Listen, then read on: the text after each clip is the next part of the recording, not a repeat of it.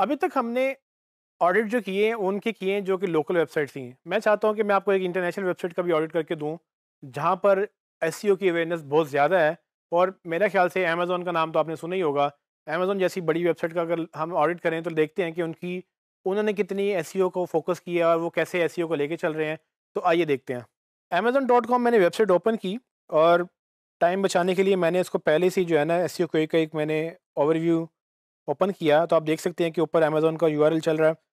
इसमें टाइटल जो है उसका, वो उन्होंने पूरा फुल यूज़ किया हुआ है। उसके बाद आप देखेंगे कीवर्ड्स उन्होंने कितने ऐड किए हैं। उनमें सारे keywords Amazon, amazon.com, books, online shopping, book store, ये सब चीज़ें उन्होंने यूज़ की हैं। उसके बाद मेटा डिस्क्रिप्शन उन्होंने लिखी है, काफ़ी बड़ी मेटा डिस्क्रिप्शन लग रही है।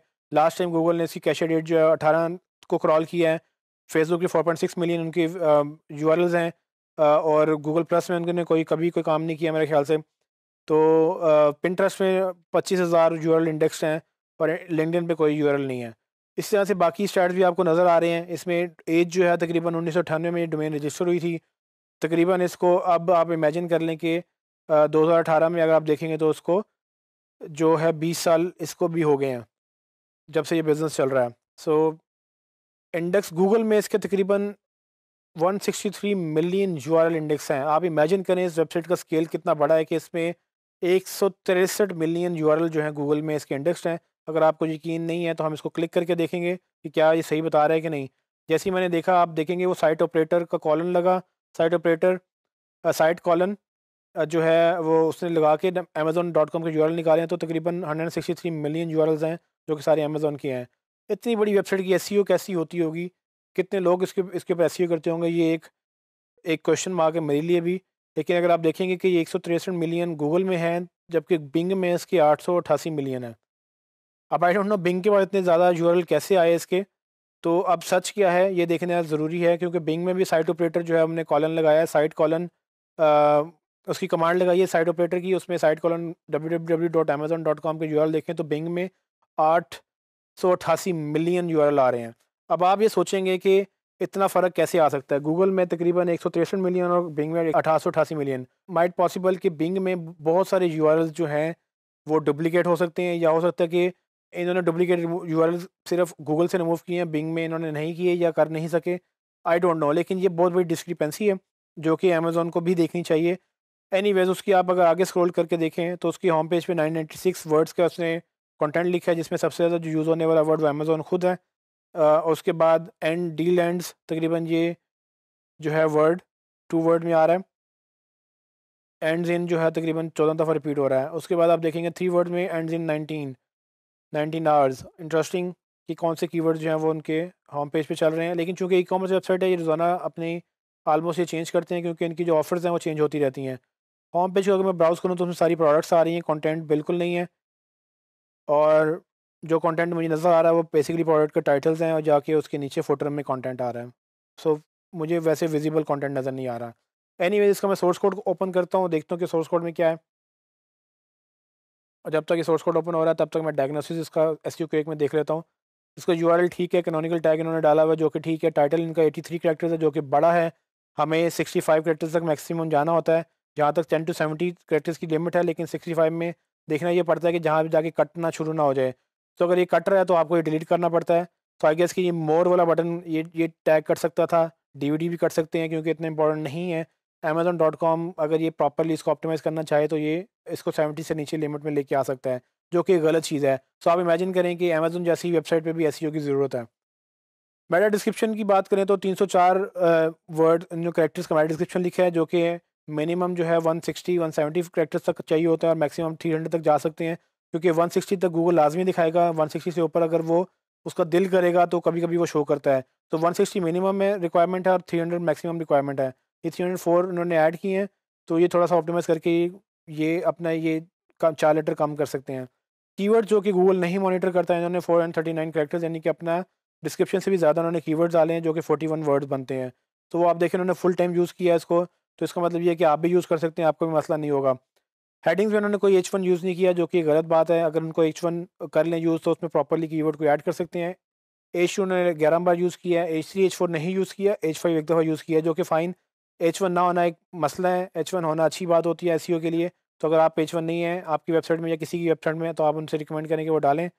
जितने भी इनके इमेजेस हैं सब में ऑल टैग लगा हुआ है, जो कि अच्छी बात है, क्योंकि अगर मैं इनकी वेबसाइट देखूँ तो उसमें हर बेसिकली प्रोडक्ट का एक इमेज लगा हुआ है, उनका एक भी इमेज ऐसा नहीं है जिसके ऊपर वो ऑल टैग मिसिंग हो, तो जो कि अच्छी बात है। टेक्स्ट इनका कम है जो कि हमें नज़र आ गया था, 9.17 रेशियो टेक्स्ट टेक्स्ट की।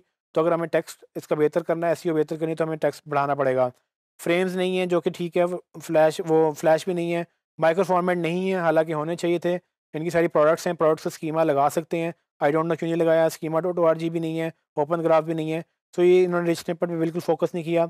ट्विटर के कार्ड लगाए हैं जो कि गलत लगे हुए हैं, नल नल एरर आ रहा है जो कि गलत है। AMP वर्जन इनका यहाँ पे शो नहीं हो रहा, मेरे ख्याल में AMP वर्जन होना चाहिए इनका, अगर नहीं है तो ये भी बहुत बड़ा मसला है। और व्यू पोर्ट भी इन्होंने प्रॉपरली स्क्रीन जो है वो नहीं क्लियर की, रिस्पॉन्सिवनेस में मसला होगा, व्यू पोर्ट प्रॉपर इनका डिफाइंड नहीं है।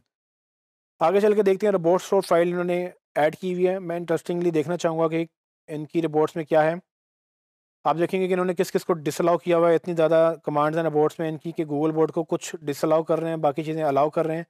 तो ये इन बड़ी वेबसाइट्स के जो रिपोर्ट्स जो TXT फाइल देखने से ये मज़ा आता है कि कैसे एक दूसरे जाइंट्स जो हैं एक दूसरे को डेटा प्रोटेक्ट करने में लगे हुए हैं। तो विश लिस्ट और जो दूसरी चीज़ें हैं वो उसको कुछ को अलाउ कर रहे हैं, कुछ को वो नहीं अलाउ कर रहे हैं। सो एनीवेज इससे आप काफ़ी आपको एजुकेशन मिलेगी, आप देखेंगे कैसे वो लोग जो है अपना ऑप्टिमाइज़ कर रहे हैं। एक्सएमएल साइट मैप इनका बड़ा इंटरेस्टिंगली देखना पड़ेगा कि 163 million URL XML site map में हैं या नहीं है। जब तक ये लोड होता है तब तक मैं आगे चलता हूँ। लैंग्वेज के टैग्स उन्होंने डालें जो कि बिल्कुल बेहतरीन है। डॉक टाइप उन्होंने HTML5 डिफाइन किया जो कि अच्छा है। गूगल एनालिटिक्स इसमें नहीं है या मुझे नज़र नहीं आया, आई डोंट नो। होपफुली ये मेरे शायद हो सकता है कि मुझे नज़र ना आ रहे हो, क्योंकि एक एक्सटेंशन मैंने इंस्टॉल की है जो शायद उनको ब्लॉक करती है। लेकिन अगर एनालिटिक्स नहीं है तो इसका मतलब बहुत बड़ा मसला है। और ये भी पॉसिबिलिटी हो सकती है कि अमेज़न ने वाकई एनालिटिक्स ना डाले हों, क्योंकि वो अपना डेटा गूगल को शायद ना देना चाहता हो। तो ये बड़े लोगों की जो फाइट्स हैं ये बेसिकली वही बेहतर जानते हैं। मैंने इसको अपने ऐड ब्लॉकर को बंद करके मैंने इसको डायग्नोसिस दोबारा जनरेट किया है। मैं नीचे जाऊँगा और अभी भी मुझे गूगल एनालिटिक्स नज़र नहीं आ रहा है। तो इसका मतलब ये हुआ कि इस पे गूगल एनालिटिक्स इंस्टॉल नहीं है। और इसकी एक ही वजह मुझे समझ आ रही है कि अमेज़न नहीं चाहता कि गूगल को अपना डेटाबेस दे कि उसकी डेटाबेस उसकी वेबसाइट पे कौन सी ट्रैफिक आ रही है, कहाँ से आ रही है, क्योंकि ये बड़े जाइंट्स जो हैं एक दूसरे से इसी तरह की टसल रखते हैं।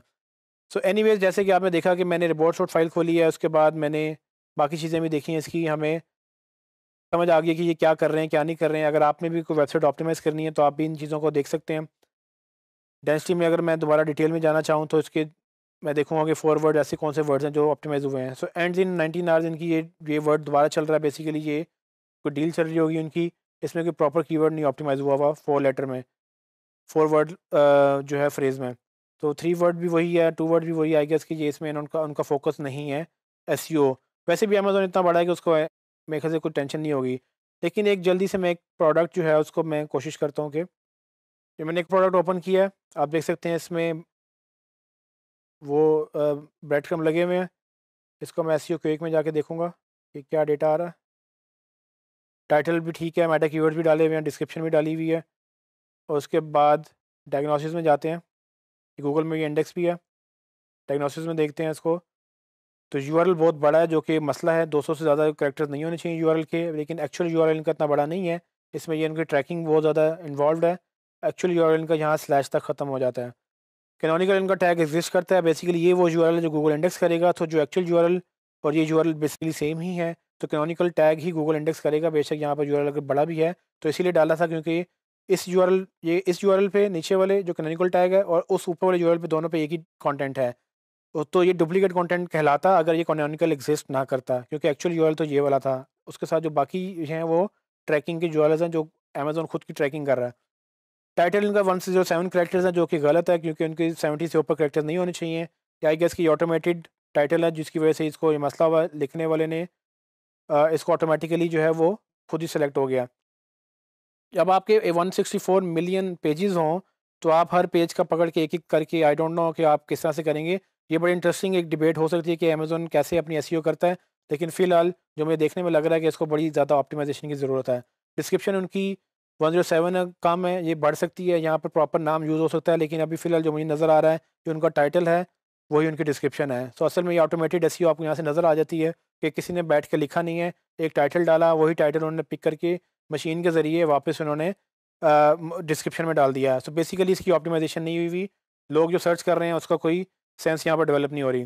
कीवर्ड्स इनके 91 उन्होंने वो कीवर्ड्स भी लिखे हैं, बेसिकली वो कीवर्ड्स भी उनके प्रोडक्ट का नाम ही रिपीट हो रहा है, जो कि आप देख सकते हैं। तो बेसिकली ये भी एसईओ ना होने का नतीजा है।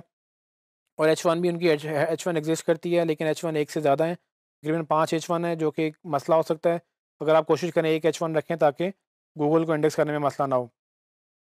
40 इमेजेस ऑल टैग के बगैर हैं, टेक्स्ट रेशो कम है, फ्रेम भी इसमें शायद लगे हुए हैं क्योंकि वो फ्रेम का एरर दे रहा है। माइक्रो फॉर्मेट नहीं है, जबकि माइक्रो फॉर्मेट होने चाहिए थे। रिच स्निपेट जो टैग्स हैं, गूगल जिस तरह से वो प्राइसिंग दिखाता है, आई डोंट नो अमेजन जैसी कंपनी इसमें क्यों मिस कर रही है। तो स्कीमा भी नहीं है, ओपन ग्राफ भी नहीं है, सारी चीज़ें मिसिंग है। तो ये आपको इससे विद इन फ्यू मिनट्स आपको अंदाज़ा हो गया कि अमेज़न जैसी वेबसाइट में भी मसले हो सकते हैं। जैसे कि आपने देखा कि अमेज़न जैसी बड़ी वेबसाइट जो कि दुनिया भर में लोग समझते हैं कि ओवरटेक करेगी, गूगल और एप्पल जैसी कंपनियों को ये टक्कर देती है, उसको भी एसईओ की ज़रूरत है। और विद इन फ्यू मिनट्स मैंने आपको एक उसका होम पेज का भी ऑडिट करके दिया, और मैंने आपको एक प्रोडक्ट पेज का भी ऑडिट करके दिया कि उसकी प्रोडक्ट पेज में जितनी भी चीज़ें हैं वो ऑटोमेटेड हो रही हैं। क्योंकि मसला अमेज़न के साथ ये है कि 163 मिलियन पेजेस जब उसकी गूगल में इंडेक्स्ड होंगे, उनकी वन बाय वन एसईओ नहीं कर पाएंगे। तो होता यह है कि ये बड़ी वेबसाइट्स ऐसी करती हैं कि वो टाइटल, एक जेनेरिक टाइटल लिखती हैं, वही कॉपी करके डिस्क्रिप्शन में लिख देती हैं, वही कॉपी करके कीवर्ड में लिख देती हैं, और इससे क्या होता है कि ह्यूमन इंटरवेंशन कम हो जाती है। लेकिन मैं इस स्ट्रेटजी के अगेंस्ट होता हूँ। मेरे ख्याल में ऑप्टिमाइज़ करना ज़रूरी होता है। आप अपनी टीम रखें और एक-एक 100-100 करके, मतलब कि टॉप 100 पेजेस को पकड़ें, उसको ऑप्टिमाइज़ करें, फिर अगले को पकड़ें, क्योंकि ये चीज़ें कुछ देर तक जो रहने वाली हैं उनको ऑप्टिमाइज़ करना ज़रूरी है। बट आई डोंट नो कि अमेज़न को इसकी ज़रूरत है भी कि नहीं। मे बी उनको लगता होगा कि हमें गूगल की ज़रूरत नहीं है, हमें गूगल से ट्रैफ़िक वैसे ही नहीं चाहिए, हम अमेज़न.com पे वैसे ही लोग चल के आ जाते हैं। तो अमेज़न इतनी बड़ी वेबसाइट बन गई है कि शायद वो एसईओ पे फ़ोकस नहीं है, लेकिन कीड़े उसमें भी हमको नज़र आ गए। अगर आप आज ऑडिट करें तो आपको गलतियाँ नज़र आई हैं। अगर आपको अमेज़न जैसी वेबसाइट कोई और क्लाइंट मिले तो आप उनको ये रिकमेंडेशन दे सकते हैं कि भाई ये गलतियाँ आप इसको ठीक करें। तो आई होप कि इससे आपको अंदाज़ा हुआ होगा कि पाकिस्तान से बाहर जो एक्चुअली बड़ी कंपनियाँ हैं, उनको भी एसईओ की कितनी अशद ज़रूरत है।